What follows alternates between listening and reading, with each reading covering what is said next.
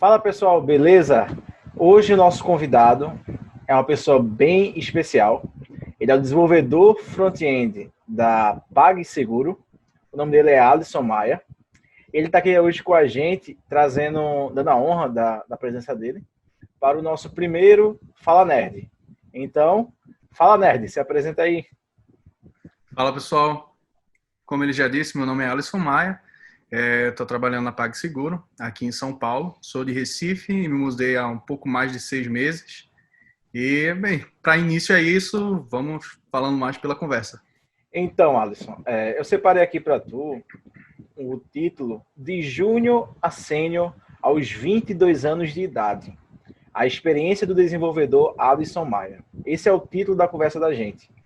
Isso é real? Isso realmente é verídico? Você já conseguiu ir de júnior a sênior com apenas 22 anos de idade, é uma idade tão jovem, né? Que a gente vê. Fala um pouquinho disso aí pra gente. Beleza, eu acho que já tive bastante experiência, mesmo com pouco tempo mesmo com poucos anos de idade, mas eu acho que é porque eu iniciei bem cedo, trabalhando no mercado de trabalho mesmo.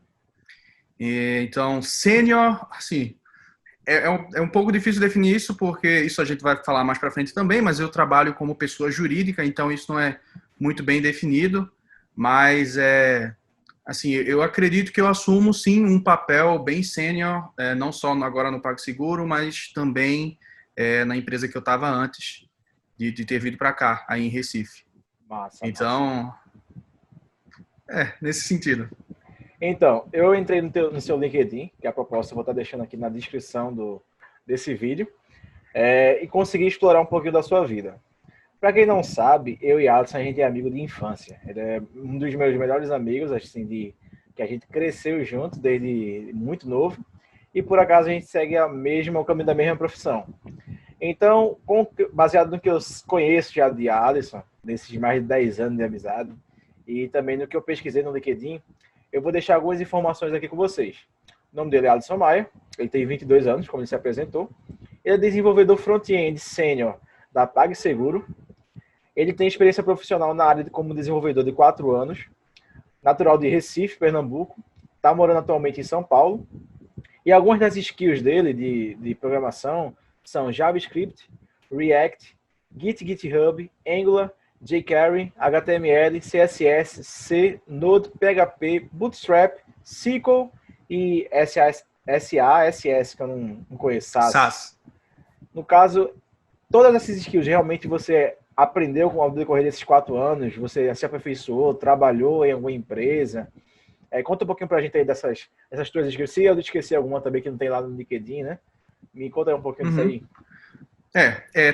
Tem algumas, assim, durante o tempo, né, que eu venho trabalhando com desenvolvimento web, eu passei por algumas tecnologias, continuei com umas, outras foram adicionadas, então não é o mesmo set de skills desde o início até aqui. Eu comecei trabalhando mesmo com WordPress, com PHP, e só depois, quando eu entrei na Accenture, que foi quando eu comecei a trabalhar mais forte com JavaScript. E a partir daí, sim, eu me mantenho bem forte no JavaScript, começando com Angular e agora mais focado no React. E ali as tecnologias próximas, né, do JavaScript para o desenvolvimento web, que o HTML, CSS e as coisas além disso, né, o Bootstrap, o SAS, como você falou, que é um pré-processador. Então, sim, todas as tecnologias estão envolvidas no meu dia a dia, principalmente hoje o React. React é a base fundamental do meu dia a dia de trabalho. É aquele velho meme, né? Todo front-end tem que passar primeiro pelo WordPress, né? Senão não é o batismo do front-end. Então, Alisson, eu pesquisei também algumas empresas que você trabalhou, e aqui diz a ZeroPay, que foi antes de você entrar na PagSeguro. Você trabalhou como full stack, né? Durante 9 meses. Você trabalhou na Century como desenvolvedor web, 1 ano e 9 meses. E você trabalhou na Polijúnior Engenharia como aprendiz de produção, se não me engano, né? Aprendiz de projetos, que você passou 1 ano e 1 mês. Conta pra gente como foi essa tua primeira experiência na Polijúnior. Como você conseguiu, como você chegou lá. Me conta aí um pouquinho disso aí. Beleza. A minha experiência na Poly Júnior, para quem não sabe, a Poly Júnior e muitas empresas que têm esse nome Júnior, elas são empresas juniores, são empresas formadas dentro de faculdades. Então, é a empresa júnior da Escola Politécnica de Pernambuco, da UPE, que é onde eu comecei a fazer o curso de Engenharia da Computação. Então, já no primeiro período, no finalzinho ali do primeiro período, eu fiquei sabendo que a Poly Júnior estava iniciando um novo processo seletivo, que ela abre a cada 6 meses, e eu me inscrevi, não tinha zero experiência, eu tinha começado a aprender programação ali no primeiro período da faculdade com C, e me inscrevi para a Poly Júnior sem saber muito o que esperar, sem muitas perspectivas, só eu sabia que tinha um processo seletivo, eu mandei um currículo que na época basicamente tinha inglês intermediário e ensino médio completo. Era um currículo que não chegava nem na metade da página do Word. Só que como era uma empresa júnior, ela justamente as expectativas de experiência prévias nenhuma. Então, tem um processo seletivo muito mais baseado em cultura, em desenvoltura para comunicação, do que em experiências prévias. Então, você não precisa ter conhecimento técnico, você basicamente precisa se desenvolver em outras coisas, como, por exemplo, trabalhar em equipe, ser proativo, esse tipo de coisa. No caso, essa Poly Júnior, ela é uma empresa dentro da Universidade de Pernambuco, da UPE, não é isso?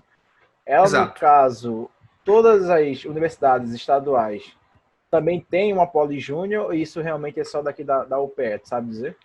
Olha, eu não sei se todas as universidades estaduais e federais têm empresas juniores. Eu sei que a maioria tem, e que é um segmento de empresa, que é essa empresa júnior, que ela é uma empresa sem fins lucrativos. E uma coisa que eu fui descobrindo, eu não tinha ideia muito disso, mas sem fins lucrativos não significa que não ganha dinheiro, mas que o objetivo final daquela empresa não é gerar lucro para um dono. Então, resumindo de maneira bem rápida, a empresa júnior é uma empresa formada por alunos para fazer projetos reais acompanhados pelos professores. Esses projetos são pagos, esses projetos são de clientes reais, e os clientes pagam por valor muito mais baixo, porque é feito por alunos, é acompanhado por um professor, e o dinheiro arrecadado dentro da empresa é utilizado para a formação dos próprios estudantes. Então, isso é que é uma empresa júnior. E foi lá que eu comecei trabalhando com WordPress, que era o que mais saía para a equipe de computação. No caso, o teu primeiro projeto, como é que foi? Qual foi o teu primeiro projeto? Beleza, o meu primeiro projeto foi de uma empresa chamada CTEN, CTEN. Eu não lembro exatamente do que era essa empresa, mas era uma empresa de Recife. E eles basicamente queriam um site institucional. Era um site para dizer o que é a CTEN. E eu lembro que foi uma experiência muito legal, porque a equipe foi formada por 3 pessoas. Eu, um outro amigo que também era do primeiro período, e uma amiga minha que já era de um período mais avançado. Então, ela ajudou a gente bastante a se inteirar sobre tudo, basicamente. Sobre o que era o processo de trabalho de desenvolvimento web, como é que funciona a questão de hospedagem, questão de tudo, desde da parte mais básica até as partes mais complexas. HTML, CSS, um pouquinho de JavaScript que você acaba mexendo ali, que a gente mexeu no WordPress, e o PHP que está envolvido na parada, foi tudo... esse início foi bem baseado no que a gente precisava para cumprir esse projeto. Então, eu não comecei estudando para depois ir fazer algo, sabe? Eu comecei com algo e eu fui aprendendo conforme eu fui precisando das coisas. No caso, você foi aprendendo conforme você ia produzindo, é isso? Exato. E por muito tempo eu acho que foi assim. Eu acho que a única exceção dessa regra de ir aprendendo conforme a necessidade foi o React. Mas todos os outros projetos, desde esse da CTEM, eu ia aprendendo as coisas conforme eu ia precisando delas. E foi um projeto que foi muito legal. Ele foi bem feito, ele gerou um cliente muito satisfeito, e a partir daí a gente começou a receber vários outros projetos, começaram a surgir para a empresa. Sites institucionais acabaram aparecendo bastante, até um momento que, tanto para mim quanto para o resto da equipe, fazer site institucional já não era mais o suficiente, a gente queria fazer algo mais complexo. E aí foi quando a gente começou a recusar sites institucionais e aceitar projetos mais complexos, como um e-commerce e um site de alguns jogos que eu posso falar mais para frente. Massa. Mas foi essa basicamente a minha primeira experiência. Massa. Vamos ver aqui a próxima pergunta. Como júnior, certo? Como júnior, você começou realmente na Poly ou na Century? Como desenvolvedor júnior? A Poly Júnior, ela não é um vínculo empregatício. Exato. Ela é basicamente um trabalho voluntário. Você não recebe nenhum salário por trabalhar lá. Você não recebia, no caso, uma Não, bolsa? você não recebe salário por trabalhar na Poly Júnior. É um trabalho voluntário. Como experiência. E como experiência, basicamente. E o dinheiro que a Poly arrecada, ela não vai lhe pagar de salário. Ela nem pode pagar diretamente a pessoa. O que ela pode por exemplo, durante um tempo eu tive acesso à Alura paga pela Poly Júnior, sabe? Esse tipo de coisa. Eles pagaram a Alura há bastante tempo, 2016, eu acho. Então, a Alura, assim, ainda tinha bem menos custos do que tem hoje, mas era esse tipo de coisa, sabe? Enviar para alguns congressos das próprias empresas júniores que acontece, esse tipo de coisa que o dinheiro é revertido, não é em salário.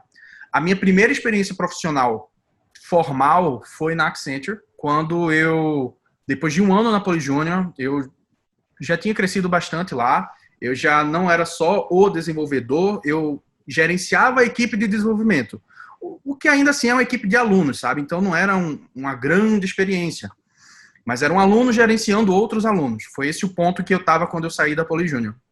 Então, sua experiência E aí, desenvolvedor eu entrei na Accenture, que foi aí sim o meu primeiro trabalho formal como desenvolvedor júnior.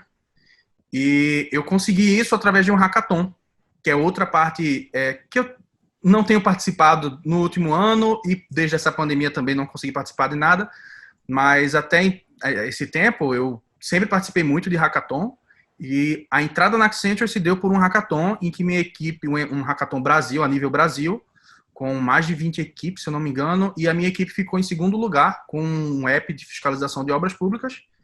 E a Accenture entrou em contato para me chamar para ser desenvolvedor júnior. Isso eu estava com 1 ano e meio de faculdade. Ali, finalzinho do terceiro período, eu fui chamado para ser desenvolvedor júnior na Accenture.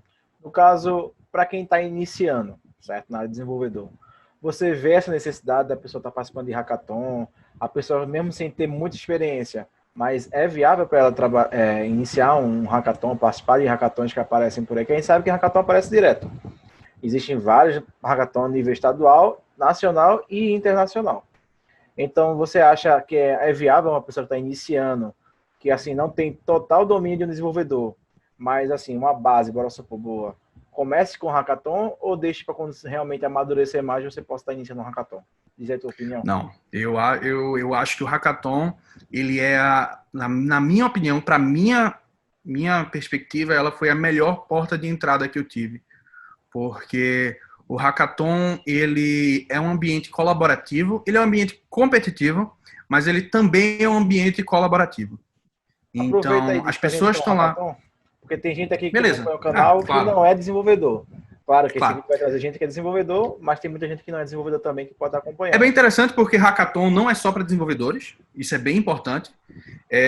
E o hackathon, num contexto geral, é basicamente quando uma empresa ou uma instituição ela lança um desafio e vão se formar equipes para resolver esse desafio através de tecnologia. E isso pode envolver apps, pode envolver um Arduino, uma placa gráfica, sei lá, qualquer coisa, alguma solução tecnológica para um desafio proposto pela empresa. E geralmente tem uma equipe, você vai formar uma equipe multidisciplinar, então vai ter desenvolvedores, vai ter pessoas mais ligadas ao negócio, pessoas mais ligadas ao design, e num tempo bem curto, que geralmente são ali 1 ou 2 dias, alguns hackathons têm mais tempo, mas enfim, nesse tempo curto vocês têm que desenvolver uma solução, protótipo mesmo, para aquele problema, a melhor solução vai vencer o hackathon. E é basicamente isso. E justamente por isso que você diz que foi a porta de entrada para você ter conseguido um emprego, né? Que no caso, como você ficou em segundo lugar, você querendo ou não, você ganhou destaque. Você ganhou um destaque como desenvolvedor daquele projeto, não é isso? No caso, sua área foi como desenvolvedor. lá no Exato, eu Hackathon, entrei não é como isso? desenvolvedor e acabei fazendo o pitch. Geralmente o hackathon ele se encerra com o pitch dos protótipos que foram desenvolvidos. Não adianta você só fazer o protótipo, alguém tem que ir lá na frente dos jurados e apresentar o que foi desenvolvido, É o pitch. o pitch. E eu fiz esse pitch, o pessoal gostou muito, a gente acabou pegando o segundo lugar, uma equipe de São Paulo pegou o primeiro lugar, e foi aí que entraram em contato comigo. Então, acho que o Hackathon é excelente para quem está iniciando, porque ele é um ambiente que, ele, como eu disse, ele é competitivo, então ele vai te puxar para tentar tirar o melhor de si, sabe? E aprender muito nesse processo. Mas ele também é um ambiente colaborativo. Então, vão ter pessoas ao seu redor, você não vai estar sozinho lá. Geralmente tem uma equipe de mentoria, que faz parte da organização, tem os seus colegas de time ali que vão lhe ajudar também no que você precisar.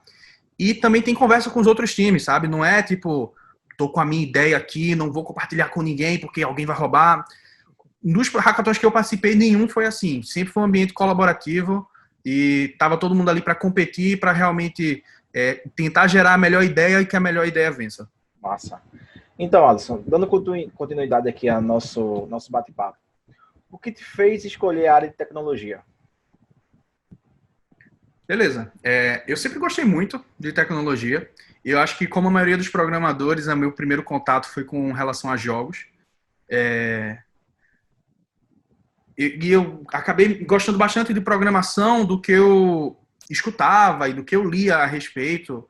E eu acho que escutar podcasts também me ajudou muito a decidir por isso. Quando eu ouvia desenvolvedores no podcast, eu ouvia sobre o dia a dia do desenvolvedor, o que é ser um desenvolvedor. Isso me atraía bastante. E foi quando eu decidi que não só ia entrar para a área de tecnologia, mas que ia entrar para uma área de tecnologia específica para desenvolvimento. Entendi. Porque assim, a gente cresceu junto, certo? Sim. Então a gente estava no ensino médio, a gente tinha esse desejo de, tanto eu quanto o Alisson, a gente queria entrar na área de computação, só que nem eu nem ele nunca tinha tido contato com a programação em si. Então a gente tem aquela história, a gente quer ir para computação, quer cursar ciência da computação, engenharia da computação, mas a gente não sabia qual dos ramos da computação a gente ia seguir. Uhum. Como veio esse despertar aí teu para programação em específico? Foi realmente com jogos ou realmente você viu assim um sistema específico e, poxa, eu queria desenvolver aquilo? Conta aí pra gente. Beleza. Eu não lembro exatamente de um sistema específico, mas eu lembro de um podcast que eu escutei que mudou bastante a minha perspectiva e eu acho que foi ali que talvez eu tenha tomado a decisão, que é um podcast, é um episódio do Nerdcast chamado Profissão Programador. E lá eles contam, acho que participa o cara que fez o site do Jovem Nerd e algumas outras pessoas. E eu, sabe, até quando eles falavam dos problemas de ser um desenvolvedor, eram problemas que eu queria estar resolvendo. Então, acho que esse foi um ponto crucial da minha decisão. Não só a parte boa da profissão me atrair, mas a parte que deveria ser ruim, ela também me atrai. Então, acho que esse foi um ponto essencial para decidir. Olha aí, então um abraço aí pro Jovem Nerd, né? Azaghal, que promoveu esse novo, esse desenvolvedor sênior. Então, vamos lá. Qual a trilha que você seguiu para chegar onde você chegou? No caso, assim, beleza, você viu o podcast, massa. Mas qual foi a trilha? Você começou, vou aprender WordPress porque a Poly tá pedindo, eu vou aprender HTML, vou aprender CSS. Me diz aí com mais ou menos qual foi o caminho que você percorreu para poder chegar onde você chegou na parte de desenvolvimento. Tá. Eu acho que é bom separar em duas partes, que é o caminho que eu tinha pensado, planejado no início e o caminho que realmente foi trilhado, sabe? Que são sempre coisas diferentes. Uhum. O caminho que eu pensava no início era seguir uma carreira mais acadêmica. Eu pensava em entrar na faculdade e concluir, fazer mestrado, fazer um doutorado e me tornar um pesquisador, um professor da área de computação. Acontece que no meio do caminho aconteceu a Poly Júnior e eu comecei a trabalhar. Eu gostei muito do dia a dia do trabalho e, como eu tinha te dito, eu fui aprendendo o que eu precisava para o próximo desafio. Então eu tinha uma visão a longo prazo, mas a cada passo essa visão ia se ajustando e um novo caminho ia sendo trilhado. Então Eu comecei com WordPress. Quando eu entrei na Accenture, eu não sabia nada de Angular, eu não sabia o que era Angular, eu não sabia nada, nada, nada, nunca tinha escrito uma linha utilizando Angular. E quando eu entrei lá, eu sempre fui muito de me aprofundar nos estudos e meter a cara e aprender o máximo que eu posso daquilo, sabe? Nunca se contentar com a superfície. É Então, verdade, eu eu sou aprendi testemunha Angular, disso aí. eu, eu comecei a aprender Angular na Accenture e digo assim, em questão de pouco tempo, eu já fazia coisas que eu achava impressionantes, sabe? De quem não conhecia nada de Angular já está fazendo algumas coisas com isso. Então, foi muito por isso de todo o meu caminho até hoje, e eu imagino que o caminho que eu vou traçando até o futuro, ele é sempre, a gente tem a visão do que a gente acha que quer que seja o nosso caminho, mas é sempre importante saber adaptar ao próximo desafio. Com certeza. Isso aí eu sou testemunha, hein? Esse cara aí corre atrás mesmo, esse cara vai atrás, estuda o que tem que estudar. Alisson era o tipo de cara que no ensino médio, ele ensinava pra gente que tinha dificuldade as matérias. Ele sempre tirava um tempo do dia dele, da tarde, enfim, para poder tentar ajudar quem estava com dificuldade em física, em matemática. A gente era sempre da área de exatas e a gente sempre tentava ajudar a galera de humanas. E a galera de humanas ajudava a gente de exatas. Era sempre esse troca-troca da gente. Nessa linha. Então, Alisson, quais foram as suas maiores dificuldades enquanto desenvolvedor júnior? Então, diga pelo menos da Century, né? Para a gente não entrar na Poly, a gente já falou um pouquinho da Poly, bora falar pela Century. Qual foi a maior dificuldade como júnior na Century?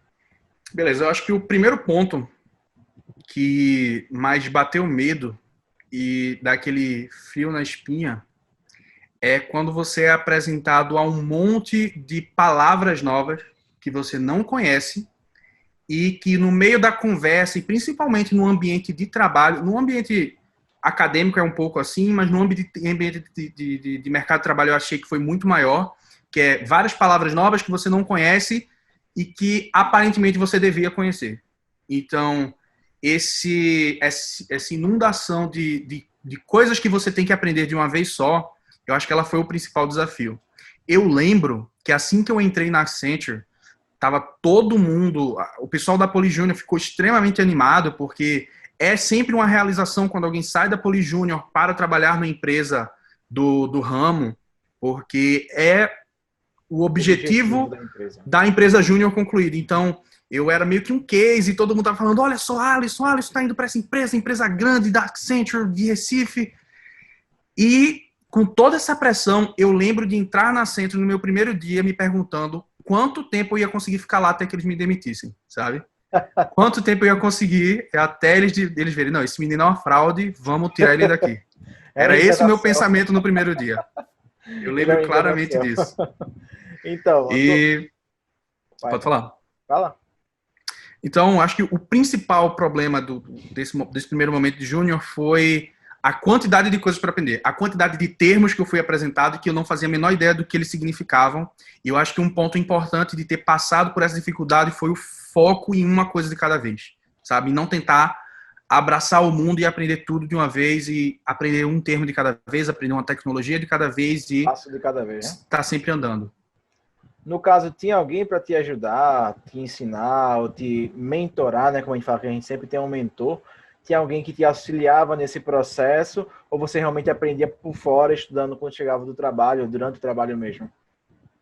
Olha, acho que é importante definir isso, que sim, tive um mentor na Accenture, tive mentores na Accenture, tanto um mentor, vamos dizer assim, oficial, pela hierarquia da empresa, mas mentores não oficiais, de amizade. Então, é bem importante destacar também que não é porque eu tive um mentor que eu não estudava por fora, sabe? E eu acho que é exatamente isso. O mentor, ele não é o cara que vai te ensinar algo. É o cara que vai te apontar o próximo passo, sabe? Exatamente. Mas é você que vai dar esse passo. Então, eu tive muita sorte na Accenture, eu tive muita sorte de ser colocado das pessoas que estavam ao meu redor, eu tive muita sorte do time em que eu fui colocado, eu tive muita sorte do projeto em que eu fui colocado.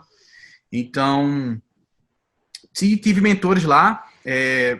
Os principais que eu posso citar foram um cara chamado Paulo Sanches, que foi o meu chefe na Accenture. É um cara sensacional, sensacional. que me guiou muito, talvez não tanto pela parte técnica, mas me guiou muito pela parte, que talvez seja até interessante falar isso depois, sobre o que é além do trabalho do desenvolvedor, que é técnico, é o trabalho de se comunicar, o trabalho de ser proativo, o trabalho de liderar, que são várias skills que você não aprende programando. Então, ele foi muito importante nesse segmento. E tem um outro cara, que é inclusive o cara que me trouxe para trabalhar em São Paulo, que eu conheci ele na Accenture, que é Rodrigo Tenório. E foi outro cara que, nesse ponto aí, é o cara, a minha referência mais próxima técnica, sabe? É o cara que eu me baseava para o meu próximo passo técnico. Ele é o sênior dos sêniors. Exatamente. Então, Alisson, quais foram as suas dificuldades para crescimento como um desenvolvedor? Dificuldades de crescimento? Sim. Então, eu posso, como desenvolvedor, eu vou preferir me restringir à parte web, porque é o que eu estou mais inserido. E eu acho que a dificuldade é conseguir estar sempre atualizado. Acho que essa é uma das principais dificuldades, porque é um mundo que muda muito e é necessário sempre um trabalho além do seu trabalho do dia a dia. Para você ter uma ideia, quando eu estava trabalhando na Accenture com Angular, eu comecei a me informar, comecei a participar da comunidade de JavaScript, comecei a ler a respeito, e eu comecei a perceber que a tecnologia que eu trabalhava, Angular, era uma tecnologia que estava prestes a morrer. Ela estava ali em fase terminal, e ela ia ser abandonada. O Angular JS, né? Só para deixar isso claro, porque existe um novo Angular. Eu trabalhava com Angular antes do Angular que as pessoas falam hoje. É o Angular JS. Hoje é o Angular 1, 2, 3, 6. Eu trabalhava com o primeiro Angular JS, que morreu. Ele é um sistema legado. E tô falando assim, parece até que coisa de anos, né? Mas a questão é que só são 4 anos que você tem de experiência. Sim, sim. Tipo, hoje em dia a gente tá no Angular 9, né? E você tá falando que aí Angular JS era o primeiro, antes do 9. Então, 9 versões já surgiram de Angular, só nesses 4 anos. Exato. Então, você vê a quantidade de... Acho que o principal ponto de dificuldade é isso, é manter o seu trabalho no dia a dia, trabalhando com aquela tecnologia, e principalmente quando você quer pular de uma tecnologia para outra, é manter o seu trabalho no dia a dia, continuar atualizado com aquilo que você está trabalhando, e em paralelo estar se atualizando com uma coisa nova, que foi o que eu fiz com o React.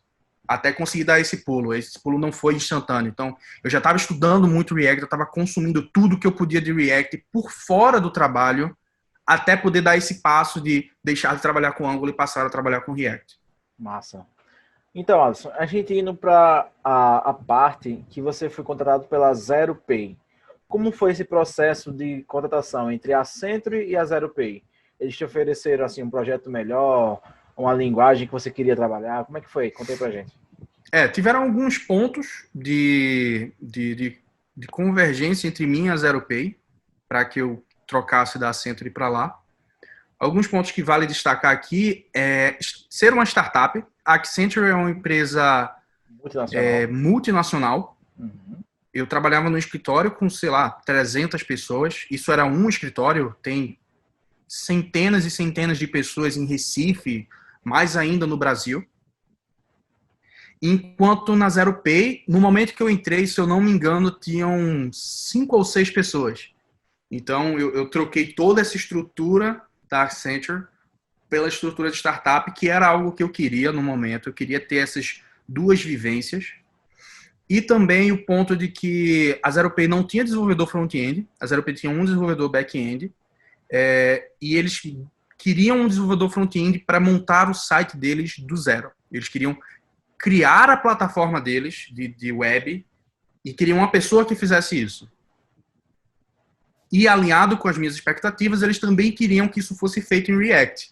Quando todas essas coisas convergiram, foi quando eu disse, beleza, eu já estava estudando bastante antes, foi no momento que apareceu essa oportunidade, foi quando eu disse, ok, vou fazer a troca da Accenture pela ZeroPay. Massa, mano. Então, no caso, realmente veio a necessidade de você querer crescer como profissional. Não é isso? Exato. Você querer ampliar tanto seus leques quanto a sua experiência. E querendo ou não, a gente sabe que em empresas menores, a vivência e a quantidade de trabalho é muito maior do que em empresa maior. Porque na empresa maior, a gente sempre tem cada um com sua função, cada um faz uma coisa. E querendo ou não que assim, a gente aprenda menos. Mas, querendo ou não, você tem menos coisa para se preocupar do que na empresa pequena. Na empresa pequena, a gente tem que sempre estar aprendendo isso, aprendendo aquilo. É você e você só, e às vezes outra pessoa só, né? Sim, Então, sim. assim, querendo ou não, realmente foi um passo, acho que importantíssimo para onde você está hoje em dia, né? Que é você realmente pegar uma empresa menor, ou seja, descer uns degraus, porque você já estava numa empresa maior, em prol do seu próprio conhecimento e em aumentar o seu leque de conhecimento, né? Exato, exato. E eu acho que a questão, um ponto também importante é sempre a questão de puxar a responsabilidade. Com certeza. Na Accenture eu sempre tive isso, de puxar a responsabilidade de coisas que às vezes nem eram meu problema, mas eu puxava para resolver. Em um ponto porque eu queria crescer profissionalmente, em outro ponto porque eu amo o trabalho de desenvolvimento, então esses problemas me atraíam. E também tem a questão como você disse, né? Numa empresa pequena, as pessoas geralmente fazem tudo. Na Accenture tinha uma equipe dedicada a design, uma equipe dedicada a front-end, uma equipe dedicada a mobile. Na Accenture tinham 2 desenvolvedores, que havia ali uma certa diferenciação entre back e front. Eu era mais familiarizado com front, ele era mais familiarizado com back-end, mas no final, no dia a dia, você puxa uma API do back-end para fazer, ele puxa algumas coisas do front-end para fazer, e todo mundo faz tudo. Cada um Precisou de uma aprende. nova página do design, de um design novo. O desenvolvedor chega lá e faz também. Então, foi uma experiência muito boa para ampliar esse leque, sabe? Massa. Conta pra gente então agora, saindo da Zero Pay, você foi para Pag. Ou seja, você saiu de Recife e foi para São Paulo, né? Você teve essa mudança aí gigantesca, que foi um choque para todo mundo. Eu, como meu amigo, também foi um choque, família foi um choque.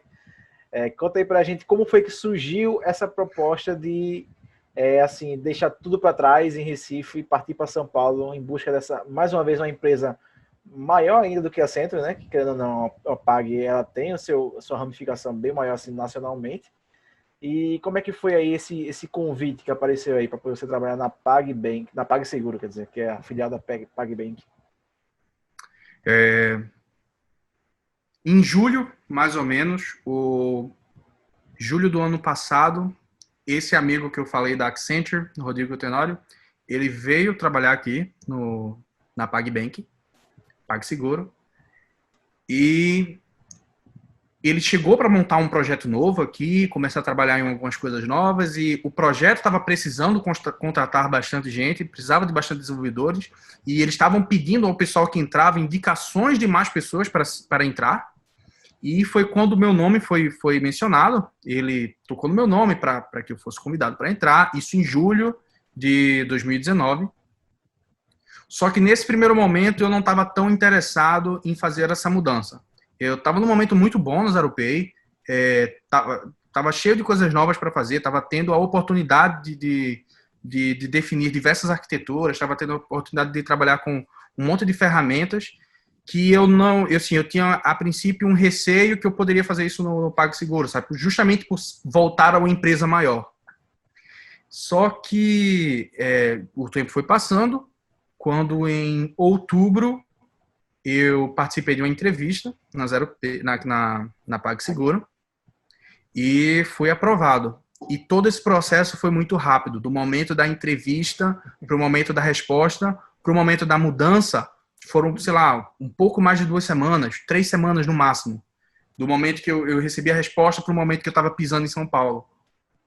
Então, Rafael aí está de prova de como foi tudo de última hora, como foi tudo nas pressas e como foi um choque para todo mundo. Mas foi um passo muito importante. Hoje, olhando em retrospecto, eu consigo ver o quão importante foi, eu consigo ver como esse passo me libera para mais caminhos para um objetivo de sair do país. Então, esse processo foi bem rápido, foi uma comunicação por um amigo que eu já tinha aqui dentro da PAG, e então foi isso, para iniciar um novo projeto. Massa. Então, agora no ambiente da Pag, certo? Quais pontos da sua carreira do passado te prepararam para esse presente incerto, para esse presente assim tão desafiador que é uma empresa multinacional? Multinacional Uhum. ou nacional, a Pag? PagSeguro. Olha, eu não sei se a Pag atua em outros países, mas eu sei que ela tem ações na Bolsa de Nova York. Então, acho que já dá para se considerar, assim, multinacional. Sim, massa. Bem, eu acho que os principais pontos foram na Accenture, porque eu acho que foi a minha primeira experiência ali com o mercado de trabalho real, sabe? Com equipe real, com processos ágeis reais. E isso foi essencial. Eu acho que é difícil traçar exatamente pontos que me prepararam para o que eu faço hoje, mas eu acho que dá para apontar locais e experiências que eu consigo ver claramente no meu dia a dia. Então, um trabalho ágil, que é trabalhar dentro de uma metodologia ágil, que eu comecei na Accenture, que tem isso muito forte. Poder trabalhar na ZeroPay, que foi quando ali eu estava, entre aspas, sozinho tecnicamente, porque na Accenture, querendo ou não, ainda existiam muitas pessoas, então existia uma boa segmentação do trabalho, então eu tive boa experiência em relação a trabalhar numa grande empresa, eu tive uma boa experiência em relação a trabalhar com equipe muito grande, também a trabalhar com equipe remota, porque a equipe era distribuída em São Paulo e Recife, eu acho que ainda tinha uma parte em Belo Horizonte. Então, era uma equipe distribuída que trabalhava no mesmo projeto. Isso aumentou muito o meu conhecimento com relação a tecnologias que se usam no dia a dia, como o GitHub. Quando eu entrei na Century, eu mal fazia ideia de como funcionava o Git. Eu comecei a aprender tudo lá dentro, porque era essencial, tem que aprender, tem que ser assim. E quando eu fui trabalhar na ZeroPay, isso me preparou para um outro ponto, que eu acho que já é o momento da transição de sair de ser júnior, que é você tem os problemas e você tem que resolver, e você tem que não só resolver os problemas, mas definir a arquitetura, sabe? Eu cheguei na ZeroPay com basicamente nada de front-end mesmo, nada de web, da parte web. Então, eu montei toda a arquitetura e todas as partes positivas eram culpas minhas, todas as partes negativas também eram culpas minhas. Então, essa responsabilidade, eu acho que ela foi essencial para o que eu desenvolvo hoje em dia, sabe? Com certeza. Vamos lá. Como foi o processo de seleção? A gente comentou anteriormente que foi coisa bem rápida, assim, foi coisa de 2 semanas, mais ou menos, 3 semanas, para você estar terminando a entrevista e já pisando em São Paulo, né? Que foi todo aquele choque. Mas conta aí como foi a entrevista em si, a seleção para você conseguir ser aprovado nela. Como é que foi? Foi algum projeto teu que eles pegaram, que eles viram? Eles te pediram para você fazer algum teste, alguma coisa assim desse tipo? Olha, não precisei fazer nenhum teste prático, mas é importante destacar que, como qualquer empresa grande, a minha experiência de contratação pode ser diferente de experiência de outra pessoa, porque era um time específico, era um segmento específico, então o que eu posso falar é da minha experiência e não necessariamente ela vai se aplicar a toda a PagSeguro. Mas meu processo de seleção ele basicamente consistiu numa entrevista e numa análise de código de coisas que eu já havia feito antes. Ali na hora mesmo, eu mandei o link do meu GitHub, mandei o link de um outro site chamado CodePen, que é um site mais para partes de layout que você vai construindo, com algumas coisinhas assim. Eles analisaram ali na hora, começaram a me fazer algumas perguntas técnicas. Depois eu fiquei sabendo que eu me saí bem nas partes técnicas, também me saí bem na parte mais pessoal, que foi conversado sobre cultura, proatividade, esse tipo de coisa, o que você espera para o futuro, essa análise mais de RH. A parte técnica, como é que Foi seria, basicamente mais ou isso, foi menos? uma única entrevista. Então, eu não tive nenhum teste técnico. Eu passei basicamente o meu portfólio, como se diria assim, né, que é o GitHub, que tem diversos projetos lá, e o CodePen, que é um site onde na Century, eu fazia vários protótipos de coisas que eu ia aplicar nos projetos, eu começava eles no CodePen, depois que eu via mais ou menos o caminho que eu ia seguir, eu passava eles para o projeto real, então eu tenho bastante coisa lá. E o que eles viram lá foi o suficiente para me avaliar tecnicamente, além das perguntas técnicas que eles fizeram na hora, e também uma avaliação de RH que foi feita. Massa. Então tá aí a dica, hein, pessoal? GitHub, repositório no GitHub. Sempre eu acho que tá isso é essencial. Git init, Git push. Eu acho que isso é essencial. Fazer projetos pessoais, sabe? Sim. Ter seus projetos das empresas que Ter você suas trabalha, criações. mas ter suas criações. E eu digo, assim, eu sou muito. Eu sou uma pessoa hoje, tô começando na área de programação. A minha primeira dica é começar um projeto pessoal. Mas eu não sei, só começa. Começa com o Vai que você aprendendo, sabe. com certeza.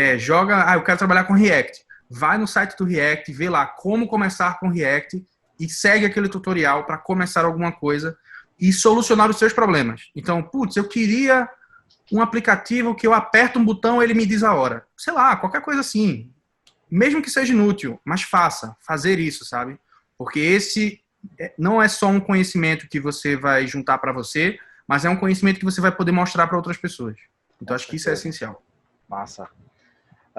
Vamos lá. A contratação você falou que foi como pessoa jurídica, foi isso? Sim. Você falou que a contratação pela PAG foi como pessoa jurídica. Como foi, como é que foi isso aí de pessoa jurídica? Você do nada teve que abrir alguma empresa para ser uma pessoa jurídica? Conta aí um pouquinho como é que foi, quais foram os benefícios e quais foram os malefícios também. Até a Zero Pay, eu trabalhava como CLT, então aí não tem muito o que explicar. Você tira a sua carteira de trabalho, preenche uma papelada e você está contratado. E quando eu comecei na PAG, quando eu fui entrevistado pela PAG, né, eu tinha essas duas opções. Eu poderia optar por CLT ou eu poderia trabalhar como uma pessoa jurídica. Eu optei por pessoa jurídica, eu acho que mais pelo meu perfil. Os benefícios do CLT não me trariam, não seriam comparáveis aos benefícios do PJ na época e ainda hoje. E eu acho que é importante essa divisão, né? Que cada uma tem benefícios, cada uma tem Malefício. prós e contras. Cada um tem prós e contras. E quando eu coloquei na balança, os prós do PJ eram maiores, os contras eram menores. E o que é que são esses prós e contras? O pró da PJ é geralmente a remuneração. A remuneração é mais alta porque não há um monte de encargos trabalhistas. A principal parte contra é que, por não ter nenhum desses encargos, você também não tem nenhum tipo de seguridade. Então, se você perder o emprego, você não tem seguro-desemprego, você não está contribuindo com FGTS, não vai ter plano de saúde, tudo vai ter que ser acordado ali na hora, no momento da negociação. E você vai ter todo um trabalho também mais burocrático de gerar nota fiscal, pagar impostos ao governo, tudo isso que é feito em contato com uma contabilidade. Então, ele tem um rendimento maior, a quantidade de dinheiro que você recebe mensalmente é maior, líquido, né? O líquido é maior, mas em compensação, dá mais algum trabalho, porque todos os meses você tem que gerar uma nota fiscal, no mês seguinte a nota fiscal você tem que pagar impostos, e você é responsável por tudo isso. A agência de contabilidade que vai te auxiliar, ela é só um auxílio, mas prazos e coisas é tudo com você. E você tem que cuidar também da sua saúde financeira. Porque se um dia você for demitido, se encerrou, não tem seguro, desemprego, não tem nada. Num mês você tem salário, no outro você não tem. Então, você tem que se organizar para ter uma reserva de emergência. E como eu já tinha essa mentalidade de uma vida financeira saudável, de ter uma reserva de emergência, sempre viver degraus abaixo do que você recebe, todo esse tipo de coisa que já está bem batido por aí em canais de educação financeira, eu já seguia tudo isso. Eu achei que o modelo de contratação PJ faria mais sentido para mim. E eu acho que sim, foi uma decisão acertada e não me arrependo nem um pouco. Então, você tinha falado aí sobre o PJ, massa. No caso, você pode ser demitido a qualquer momento? Olha, eu vou te dizer que ainda tenho algumas dúvidas com relação ao PJ, tem algumas coisas que eu ainda não parei para me informar. Uhum. Mas, pelo que eu entendo, sim, a empresa PagSeguro contrata a empresa que eu criei, que eu sou o dono, e essa empresa presta os meus serviços. No caso, Então, microempreendedor, né? O MEI. exato. Então, assim, por umas questões jurídicas não é MEI, o meu caso é pequena empresa. Pequena empresa. EP. E é um serviço que está sendo prestado. Sim, Da pode mesma ter um forma rompimento de que contrato a você qualquer contrata momento. uma pessoa para executar um determinado serviço durante um mês, no outro mês você pode dizer, tá bom, não preciso mais do seu serviço e acabou. É isso. É uma faca de dois gumes, né? Você ganha mais, mas em compensação você também tem essa incerteza aí, né? No que, querendo ou não, a gente sabe que nem todo mundo tem educação financeira. Então nem todo Exato. mundo sabe administrar dinheiro e muitos gostam de gastar, torrar o dinheiro, né? Então, nas Exato, mãos de uma exato. pessoa errada, isso pode ser realmente um malefício muito grande, né? Que a Ah, gente pode pode, acabar né? com você. Porque, Pode querendo ou acabar não, com pode ter você. um rompimento de contrato amanhã, a gente está passando por um período de pandemia, por exemplo, que a Uhum. qualquer momento pode ser, assim, vetado, ó, a empresa não está em condição, então a gente vai ter que vetar por enquanto, suspender o contrato. Aí, imagina a pessoa que gasta dinheiro todo e não tem uma reserva financeira, não tem uma educação financeira, como ficaria numa situação dessa, né?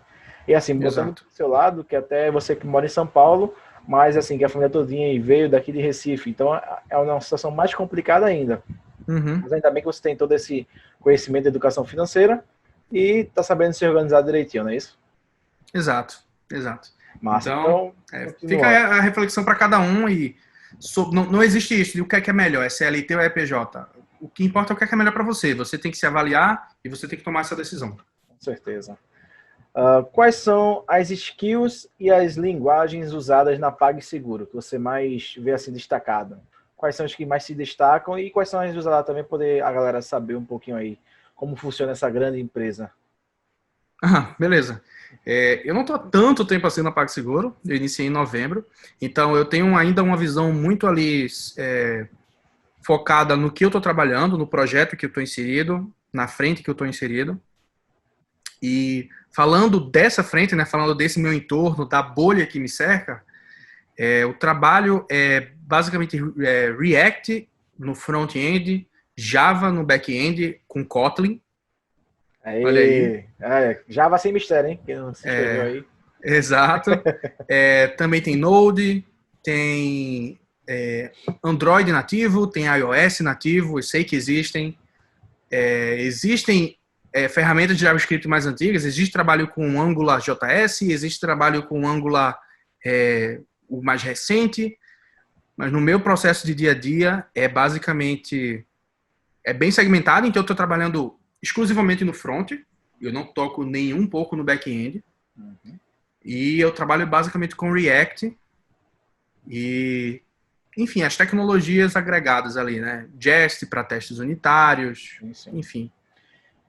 Como esse canal aqui é um canal que eu tento ensinar a galera a aprender Java e tal, dou algumas aulas e aí tem a série do Java Sem Mistério.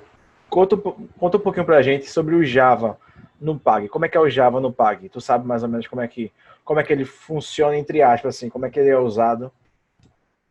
Olha, eu posso dar uma visão bem rasa, porque Você é eu front. não entendo, exato, eu não entendo muito de Java num contexto geral. A única vez que eu trabalhei com Java foi durante a faculdade. Depois disso, eu não trabalhei com Java. Mas eu sei que o Java na PagSeguro, pelo menos no meu projeto, ele é feito através de Kotlin. Então, são microservices com Kotlin. E isso é basicamente tudo que eu sei a respeito. Tudo bem, tudo bem. Então, passando para a próxima pergunta. Como é o time do seu projeto e o dia a dia de vocês lá na Pag? Beleza. O projeto ele já passou por várias fases ao longo desse tempo que eu estou aqui. O projeto se iniciou em julho do ano passado, então ele vai completar agora um ano. Eu estou há mais ou menos 6 meses desse um ano, um pouco mais que isso. E durante o projeto esticou muito, aumentou muito a quantidade de pessoas. No começo eram, sei lá, um pouco mais de 10 pessoas. Hoje já deve passar de 40. Nesse pequeno espaço de tempo, o projeto cresceu muito. Pessoas foram contratadas, pessoas foram movidas de dentro da PagSeguro, de outros projetos para esse. E o projeto funciona basicamente assim. É uma aplicação que ela de delivery, ela tem uma série de diferenças de iFood e Rappi, principalmente para o lado do lojista. E essa aplicação, ela o time que toca nela são diversos times, na verdade. A gente trabalha num modelo de squads, ou seja, existem equipes multidisciplinares, uma equipe com desenvolvedores, com pessoas de teste, com pessoas de gerenciamento, e essa equipe vai ter uma lista de atividades, e essa equipe vai ser responsável por tocar essa lista de atividades e integrar essas atividades com o que as outras equipes estão desenvolvendo. Então, existe muito o contato interno da equipe, mas também existe o contato entre as equipes, porque no final do dia, todo mundo está sobre o mesmo projeto, todo mundo está sobre o mesmo código, todo mundo está entregando para os mesmos clientes. Então, a gente sabe que, como foi mencionado aqui, teve a questão da mudança, né? Você teve que sair daqui de Recife e foi para São Paulo. Conta um pouco sobre o processo de transição, de mudança de uma cidade, que é considerada quente, né? O Nordeste, o calor infernal, para uma cidade totalmente diferente, uma megalópole. Olha como a gente aprendeu em geografia. Eu lembrei, hein? Rocha, tamo aí, Rocha. Como a gente aprendeu lá, essa mega cidade. Conta pra gente como foi esse processo de transição. Você estranhou, não estranhou? O que foi fácil, o que foi difícil? Conta um pouquinho pra gente. Beleza. Sim, foram muitas mudanças em pouco tempo. Isso não tem como negar. Todo o processo, não só de mudar de cidade, mas de sair de perto da família. Eu morava com meus pais em Recife e vim morar sozinho em outra cidade e eu, no mesmo tempo, mudar de emprego, mudar completamente tudo. Muda o clima, muda as pessoas que estão ao seu redor, muda os bairros que você conhece, muda as linhas de ônibus que você conhece. Você está habituado a morar num lugar, você conhece tudo daquilo e, de repente, você é tirado para um outro local que você não conhece nada. Então, é uma mudança muito difícil. Eu não consigo enxergar como essa mudança é feita gradualmente. Eu acho que o meu caso é o caso de qualquer pessoa que passe por isso, que é do dia para a noite tudo muda. E é difícil, acho que é difícil também a questão da cidade, porque é uma dimensão muito maior. Então, uma coisa que eu tive que me readequar foi a estimativa de distância e tempo. Uma distância percorrida em Recife, ela leva um tempo para ser percorrida. A mesma distância em São Paulo, por causa do trânsito, é um tempo completamente diferente. E, cara, tudo muda, tudo muda, tudo muda. Então tá vendo aí o pessoal que reclama da Agamenon, do Deb, do seu trânsito. Não sabe ainda o que tá passando.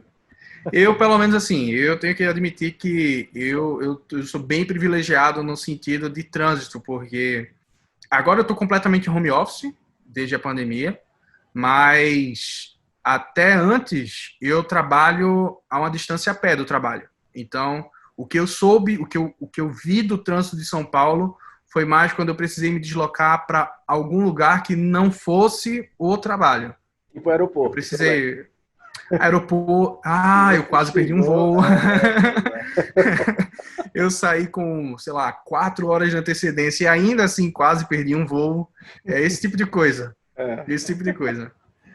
Então, Alisson, a gente sabe que a gente está passando, assim, especificamente por um período sobre preconceito, né?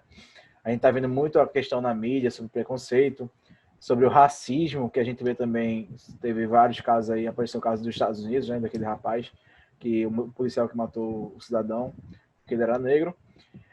Conta pra gente um pouquinho da xenofobia. Xenofobia, para quem não sabe, é justamente o preconceito de locais. No caso de Alisson, como ele é um nordestino, ele é de Recife, foi morar em São Paulo, então um cenário hipotético falando, seria como se o pessoal de São Paulo não aceitasse Alisson justamente pelo fato de ele ser nordestino. Alisson, você passou por esse processo, passa? Como é que está sendo essa parte da xenofobia aí para tu em São Paulo? Olha, eu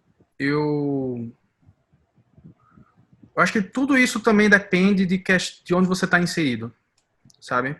Eu não tenho saído tanto, eu não tenho interagido tanto fora do trabalho, principalmente nessa época de pandemia aí que você não interage mesmo. E nem interage, Eu né? cheguei aqui, pouco tempo depois, pandemia, tá tudo fechado. Mas no ambiente de trabalho foi uma transição muito tranquila, porque uma coisa legal daqui é que é uma cidade multicultural, sabe? Por exemplo, só em questão de, por exemplo, restaurantes. Você vê aqui restaurante de todo tipo de comida do mundo. Em Recife é difícil você ver restaurante indiano, restaurante árabe, você não vê essas coisas. E aqui você vê, aqui tem o bairro japonês, aqui tem o bairro italiano. Então, a gente vê que pessoas que acabam vindo para cá numa situação menos favorecida do que a que eu vim, acabam sofrendo mais. Eu acabei chegando aqui já sendo inserido num ambiente de pessoas que, sabe, que têm uma mente mais aberta, que não estão apegadas a estereótipos ou preconceitos. Então, eu não posso dizer que eu diretamente passei por esse tipo de coisa. O que eu posso falar é de um estranhamento que não é de xenofobia, mas é um estranhamento de pessoal. Tipo, eu me sentir estranho no lugar, sabe? Eu lembro de assim que eu cheguei, ir no shopping foi uma coisa que acabou sendo até assustador, sabe? Quando você mora em Recife, você vai no shopping e todo mundo fala oxi, todo mundo chama manhinha.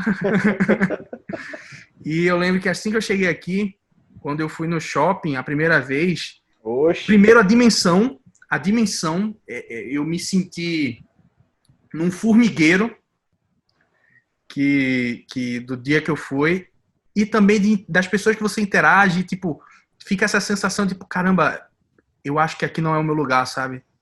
Essa sensação, ela vai diminuindo ao longo do tempo, mas no começo foi muito disso. De repente, todo mundo tem um sotaque diferente do seu. Agora você é quem tem um sotaque diferente. Eu lembro quando eu trabalhei na Century, havia algumas pessoas que vinham do Rio de Janeiro, que vinham de São Paulo, e essas pessoas que tinham um sotaque diferente, e aí trocou completamente quando agora eu que tenho um sotaque diferente, sabe? Agora é eu que Estranho, né? falo uma coisa e as pessoas já perguntam, opa, vem de onde? De onde é que você veio? Sabe? É daqui? Mora aqui? Tá só a passeio? Que é uma coisa que obviamente não acontece em Recife, que acontece com essas outras pessoas. E aí tem essa inversão. Sim, com Então certeza. essa é a minha experiência até agora. Massa. Graças a Deus você não tá passando por nenhuma experiência realmente assim constrangedora, preconceituosa, né? Tá sendo bem tranquilo, uma experiência bem tranquila. Só é importante destacar, né, que assim, é a minha experiência pela forma como eu vim, para o trabalho que eu vim desempenhar, pode ser completamente diferente para uma pessoa que venha desempenhar um trabalho que acabe sendo visto com mais preconceito, sabe? Sim, com certeza. Sempre tem, né, essa desigualdade, né?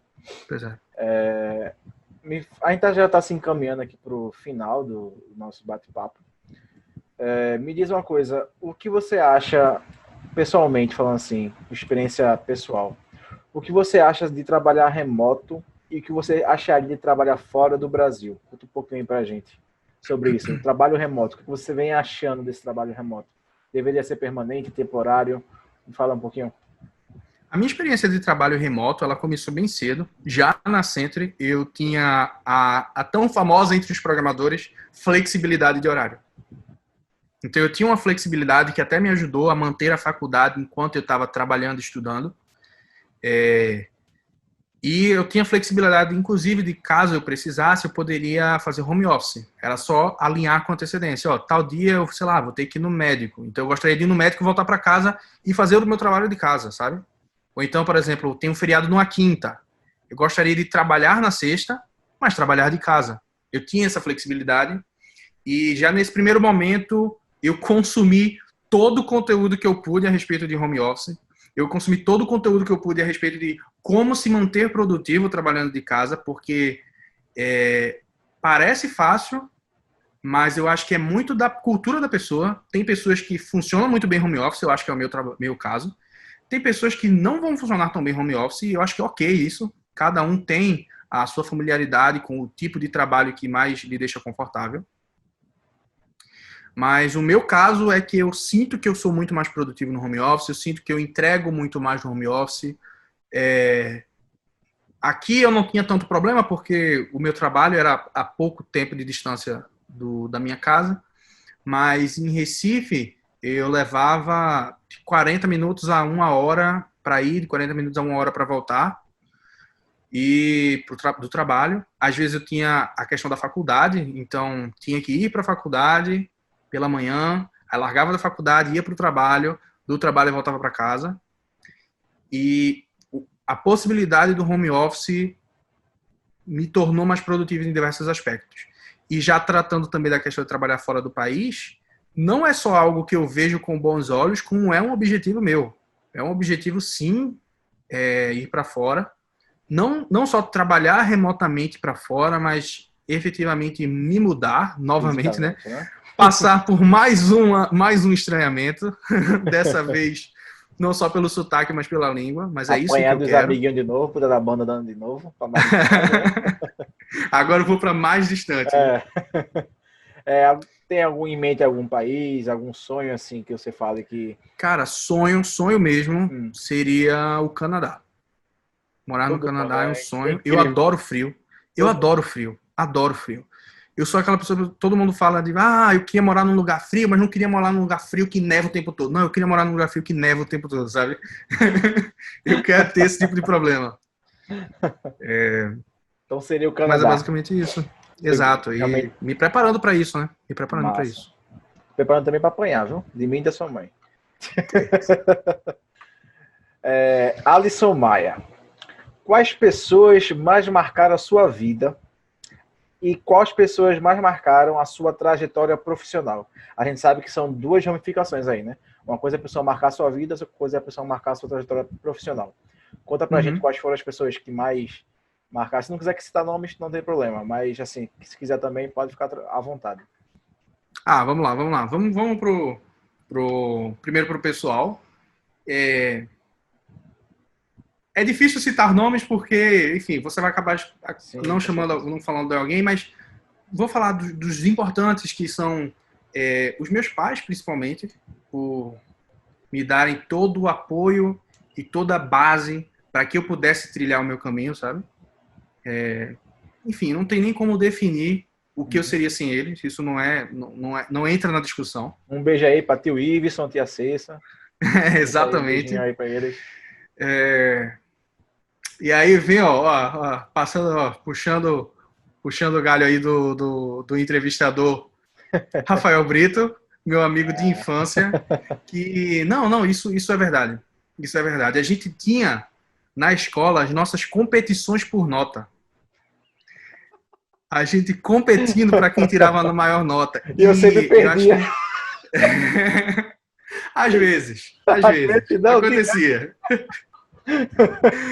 Acontecia. E acho que isso era essencial. Acho que foi essencial para mim, foi essencial para você, foi essencial para as pessoas que estavam ao nosso redor, da gente estar numa competição que surgiu entre a gente mesmo, da gente estar sempre tentando dar o melhor, sabe? Beleza, eu posso passar se eu tirar 5, mas eu vou tirar 10, porque Rafael Brito vai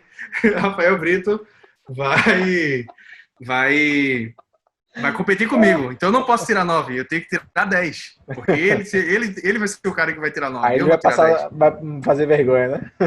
Exatamente.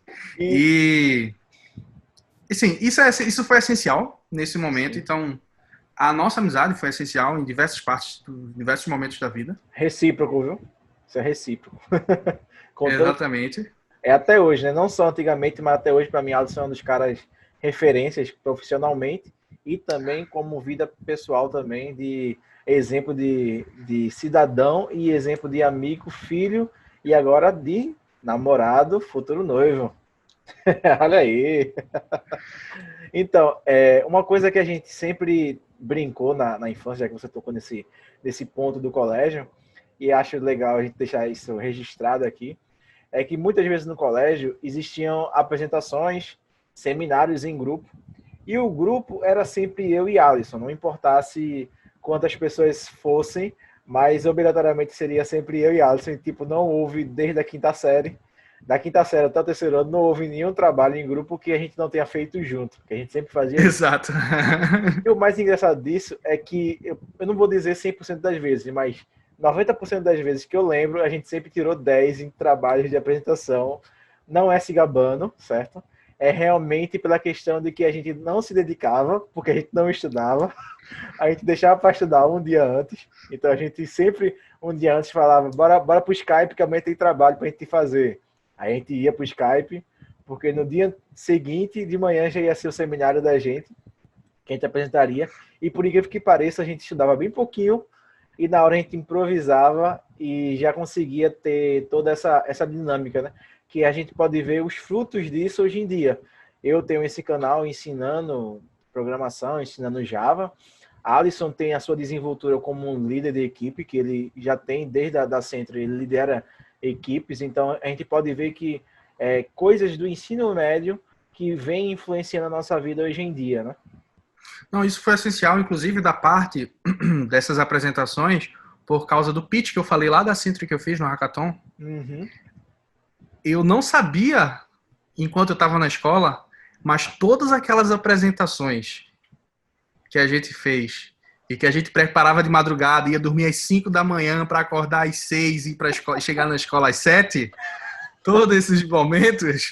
E a gente tinha uma semana ou 2 semanas para estudar e fazer as coisas. Com certeza, não, mas Fazia, é melhor fazer tudo no último dia. Pois é, né? Mas todas essas apresentações que, beleza, eu não preparei a melhor apresentação de todos, mas eu vou então compensar na oratória, sabe? Eu vou compensar falando bem, eu vou compensar sabendo falar e não chegar lá e falando: olá, Meu nome é Alisson.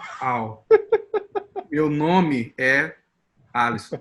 Não, a gente fazia, como a gente tinha preparado tudo de última hora, a gente compensava na nossa apresentação, na nossa desenvoltura. E isso eu não sabia, mas isso estava tudo sendo...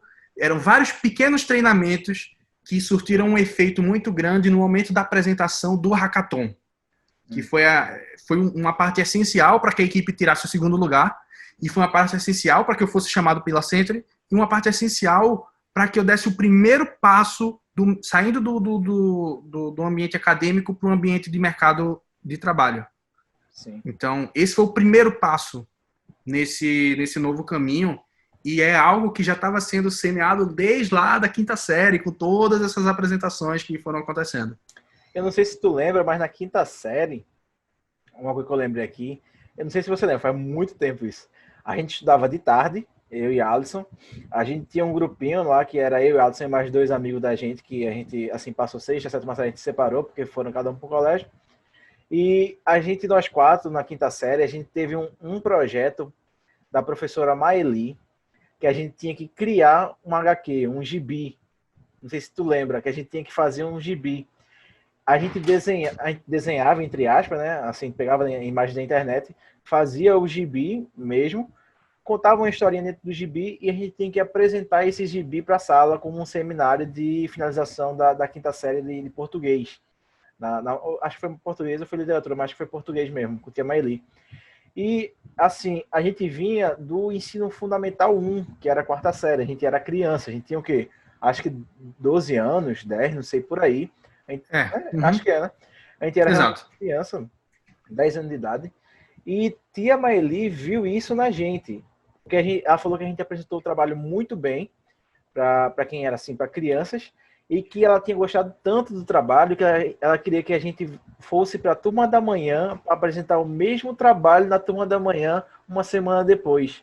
Eu lembro disso. Lembra?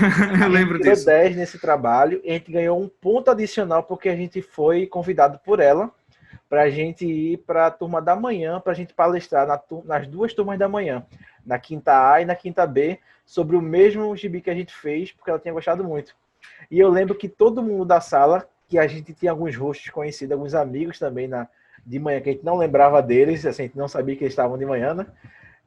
E ficaram também muito felizes e falaram que tinha sido muito boa a apresentação. Então, assim, a gente pode ver reconhecimento de criança para criança e reconhecimento de criança para adulto. Coisas que a gente tinha quando pequeno, que a gente não deixou, a gente amadureceu com o passar do tempo. Fundamental 1, Fundamental 2, ensino médio, faculdade, e hoje em dia a gente está aí trabalhando.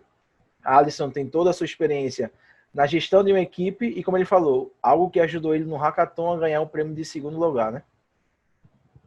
Sim, cara. Essa foi nostálgica, hein? Demais, demais. Mas é importante falar disso, que se você tem um objetivo por um longo prazo, você já tem que estar trabalhando nesse objetivo agora, sabe? Cada ação sua tem que ser em prol desse objetivo. E tudo que você faça, ainda que não pareça, é em prol desse objetivo. Tem uma frase que eu ouvi essa semana que eu curti bastante, que eu lembrei agora que tu falasse isso aí. A frase dizia o seguinte: daqui a um ano, você vai se arrepender de não ter começado hoje. Então, assim, mostra o quanto a gente tem a necessidade de não só sonhar e projetar, mas realizar e fazer acontecer, né?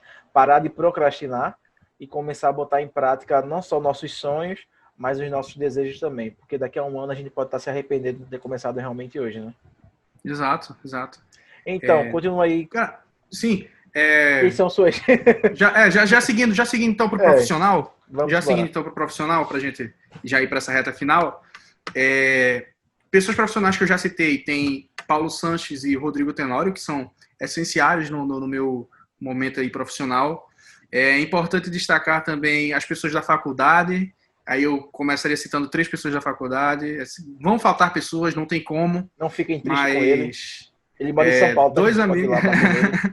Dois amigos que entraram no primeiro período comigo, que foram Maurício e Douglas, caras que, da mesma forma que com você no ensino médio a gente meio que competia e se ajudava para tirar as melhores notas, com eles foi exatamente isso também na faculdade, de todo mundo tá ali se ajudando, todo mundo tá ali competindo. A gente chegava na faculdade às 7 da manhã, às vezes chegava a sair de 9 da noite, estudando para ser o melhor naquela cadeira, para ser o melhor naquela matéria.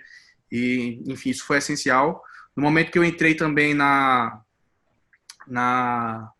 Poli Júnior, a pessoa que deu aquele start que eu falei, né, no primeiro projeto, foi uma amiga minha chamada Vanessa, que ela introduziu a mim e as outras pessoas que também entraram na Poli Júnior a esse mundo de desenvolvimento web. Então foi a porta de entrada. Até ali eu só mexia com C, que é uma linguagem de programação para hardware, basicamente. E Vanessa foi a pessoa que introduziu a mim e ao resto da equipe para esse mundo de web, que é o que eu trabalho hoje. Então isso foi um ponto essencial. E eu acho importante também, um ponto importante para mim, da carreira do desenvolvedor, é ter referências técnicas. E não só referências técnicas próximas, sabe? Não só pessoas que você conhece, mas terem referências técnicas também dos melhores na sua área. Então, uma dica que eu dou para qualquer um que está começando beleza, eu quero trabalhar com Java, busque quem é a referência de Java, as pessoas que são a referência no mundo do Java, na comunidade do Java Brasil, na comunidade Java mundial. Quem são essas pessoas? O que é que essas pessoas estão falando? Sobre o que elas estão falando? Então, existem pessoas que eu sigo. Para o mundo do front-end, acho que dá para citar alguns, que é um cara chamado Kent C. Dodds, que é muito influente no React, um cara chamado Dan Abramov, que é muito influente no React. Seguir essas pessoas nas redes sociais, porque é de lá que você vai ver o que vai ser a sua tecnologia hoje, amanhã. Como é que vai estar a tecnologia que você trabalha amanhã? Então, é extremamente importante ter essas referências técnicas e segui-las, sabe? E aprender com elas e ver sobre o que elas estão falando. Assim, se eu for citar todo mundo, vou acabar me estendendo, então acho que são Então, Alisson, para a gente finalizar esse bate-papo, que a proposta está muito bom, me diz aí quais são as suas considerações finais. Diga aí para a gente, sei lá, deixa alguma mensagem que você queira falar. Aproveita que a gente está passando por esse período assim de pandemia, né, quarentena e tal, que você já entrou na minha última pergunta que eu ia fazer, que era quais são as dicas para o iniciante. Você já usou mas tem mais, aí, tem né? mais. Tem mais, mas daqui a pouco você fala. Diz aí pra gente quais são as suas considerações finais, alguma mensagem aí. E se você quiser, deixe mais alguma dica para iniciante, já emenda. E é contigo a palavra novamente. Beleza. A gente está passando por um momento bem difícil. E é difícil também falar para as pessoas se dedicarem a tanto estudo agora, sabe? Eu acho que um ponto essencial é saber dosar todas as coisas. Uma coisa que eu entendi muito trabalhando com... É uma coisa que você aprende com jogos e que eu vi ela refletida no trabalho, é que se você se dedicar 12 horas a um problema, 20 horas, 40 horas, 100 horas, não significa que você vai resolver esse problema. Às vezes, se você dedicar 3 horas, fizer uma pausa de um dia inteiro, na próxima hora do próximo dia você acaba resolvendo esse problema porque o seu cérebro teve tempo para se adaptar. Então, é essencial, principalmente nesse momento de pandemia, as pessoas não se obrigarem a serem tão produtivas, não se obrigarem a... Não, eu estou em casa, então eu tenho que estar estudando, eu tenho que estar fazendo alguma coisa, porque o ser humano não funciona assim, sabe? O ser humano ele precisa de tempos. Existe o tempo de estudar, existe o tempo de trabalhar, existe o tempo de se divertir, existe o tempo de ficar com a família, existe o tempo de simplesmente deitar e deixar a sua cabeça fluir para qualquer pensamento que ela queira e simplesmente pensar. Então, é essencial isso. É claro que houveram fases, para mim, ainda existem hoje, o trabalho do programador acaba sendo muito isso de ter que trabalhar de madrugada, ter que virar às noites, eu já vi sol nascer trabalhando, faz parte isso, mas isso tem que ser a exceção e não a regra. E já entrando, então, numa parte aí de dicas para as pessoas que estão iniciando, aí eu já fui falando, então vou só repetir alguns que eu já disse ao longo da conversa, que é começar alguma coisa, realmente começar. Resolva os seus problemas com aquilo que você está estudando. Então, eu tenho um problema que é... eu queria fazer uma lista de compras. Eu posso pegar um Google Keep e fazer a minha lista de compras no Google Keep? Posso, seria mais rápido. Mas você também pode fazer a sua lista de compras em Java e fazer as features que você quer que aquilo desenvolva. Então, você vai ser o seu cliente, você vai dizer o que aquilo precisa ter e você também vai ser o desenvolvedor que vai fazer aquilo acontecer. Isso é essencial, sabe? Resolver os seus próprios problemas. Isso não precisa ser, você não precisa criar uma aplicação pensando que ela vai ser o novo Facebook. Não, eu só vou começar um projeto se for a ideia do novo Uber. Não, você não vai ter essa ideia. São a exceção que tem essa ideia. Então, comece resolvendo pequenos problemas, com pequenos códigos, pequenas soluções e aprenda fazendo. É claro que pessoas aprendem de forma diferente. Para mim foi assim, eu sempre aprendi muito tendo que fazer, sempre aprendi muito resolvendo os problemas e na prática. Então, faça isso. Se envolva com uma comunidade. Eu acho que isso é essencial. Por exemplo, aqui, acompanhar o canal, e não só acompanhar o canal, mas interagir. Interagir nos comentários, interagir com o Rafael, mandar mensagem para ele, seguir nas redes sociais, mandar mensagem DM. Cara, olha, eu vi na sua aula que você falou sobre tal assunto, mas quando eu fui fazer, deu um problema aqui, o que é que aconteceu?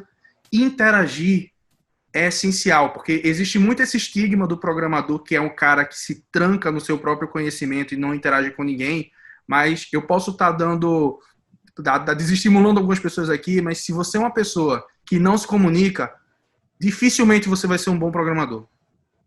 Porque o conhecimento, ele é feito através da comunicação, sabe? Eu já tive essa experiência, já trabalhei com pessoas assim, e é um fato.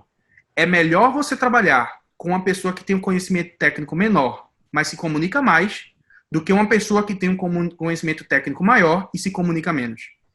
Então, isso é essencial, sabe? É o famoso quem tem boca vai a Roma. Então, você pode não saber de alguma coisa, mas se você souber se comunicar, você acha a solução. Então, se envolva encontre uma comunidade e se envolva. Comunidade de Java, quais são as comunidades influentes de Java? Onde é que tem meetups de Java? Onde é que tem talks de Java? Comece a assistir essas palestras, esse conteúdo. Comece a interagir com quem faz esse conteúdo, porque assim você vai estar sempre na frente da tecnologia. Você vai estar sempre ali no próximo. Quando a tecnologia dá um novo passo, você está junto nesse novo passo, sabe? Para não acontecer como aconteceu comigo do Angular. Assim que eu comecei, eu não estava integrado com comunidade. Eu estava trabalhando com Angular, eu estava me esforçando muito para aprender Angular, e foi em poucas buscas ao Google que eu descobri que Angular já estava morrendo há alguns anos, né? O Angular que eu trabalhava, o JS. Então, eu poderia ter descoberto isso muito antes se eu já tivesse envolvido, sabe? Então, isso é essencial, estar sempre à frente. O trabalho do desenvolvedor ele é um trabalho um pouco maçante no sentido de ter que adquirir conhecimento de maneira, às vezes, até inumana, de estar sempre surgindo coisa nova, estar sempre tendo que aprender coisa nova. Em paralelo, você tem que estar resolvendo os problemas do dia a dia. E, enfim, existem formas disso ser suavizado e eu acho que as principais são essas. Se comunicar, se comunique e pratique. Essa é a sua dica final. É a minha dica final. Então, Alisson, a gente está encerrando aqui nosso bate-papo, nosso Fala Nerd. Queria muito te agradecer por ter disponibilizado esse tempo aqui para poder bater esse papo com a gente relembrar dos velhos tempos também, a gente matar essa saudade que a gente sempre tem, né, da distância, e principalmente por todo o conhecimento que você passou, não só para mim, mas para quem está assistindo esse vídeo ou quem está ouvindo esse podcast, que eu também vou estar tentando liberar o áudio dessa gravação para um podcast. Então, eu espero que atinja várias pessoas e que muitas pessoas possam, através de você, achar o seu caminho, que você possa ser aquele que está apontando o caminho para outras pessoas que possam estar trilhando através da sua experiência e do seu conhecimento. Então, eu quero te agradecer bastante pela honra que você está dando aqui da sua presença, pela sua participação e principalmente pela sua amizade, né? Que a gente sabe que a amizade da gente é a amizade que durou anos e vai durar muito mais anos. Com certeza. Com certeza. Então, cara, eu que agradeço a oportunidade. Então é isso. Se você gostou desse vídeo, deixa aqui sua curtida, se inscreve no canal se você não é inscrito. Esse é Alisson Maia, eu sou Rafael Brito, e a gente te agradece pela sua presença e por você ter acompanhado até aqui. A gente espera que de algum jeito esse vídeo possa ter tocado você, que esse vídeo possa ter te ajudado de alguma forma, e que nesse período de pandemia vocês nunca se esqueçam que a gente tem que sempre se manter protegido, não só pela gente, mas pelo próximo também. Beleza? Então, lavem bem as mãos, se cuidem e, se puder, fiquem em casa. Valeu, pessoal. Um abraço. Aqui quem fala é Rafael Brito e esse é o nosso Fala Nerd. Valeu!